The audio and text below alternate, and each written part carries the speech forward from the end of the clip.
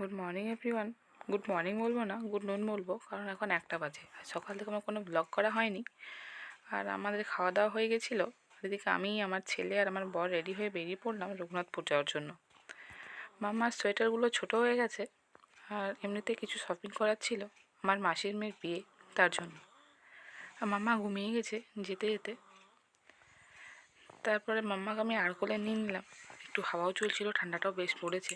আর এদিকে আমরা রঘুনাথপুর ঢুকে গেলাম। এটা হলো রঘুনাথপুরের বন্ধুর মোড়।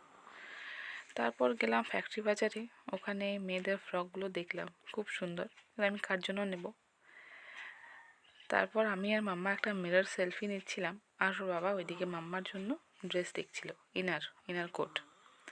তারপরে চলে এলাম গাড়ি নিতে, মানে গাড়ি নিতে না, হেলমেট নিতে। ওর বাবা ওইদিকে হেলমেট নিচ্ছিল ওর জন্য। তারপরে আমাদের 5টা বেজে গেল শপিং করতে করতে। আর এদিকে মাম্মা বলছিল আমি দই বড়া খাবো, তার জন্য মাম্মার জন্য দই বড়া নিয়ে নিলাম। তারপরে গেলাম সিটি বাজারে, ওখানে মাম্মার জন্য দেখছিলাম, কিন্তু কিছু পছন্দ হলো না। তারপর আর কোনো ভিডিও করা হয়নি। তারপর আমরা বাড়ি চলে এলাম, এদিকে আমি ফ্রেশ হয়ে নিলাম। আর আমি কিনেছিলাম এই স্লিপারগুলো, তোমরা জানিও কেমন হয়েছে। তারপর রাত্রেবেলা ডিনার করে নিলাম, এবার ঘুমাবো। Good night everyone, by.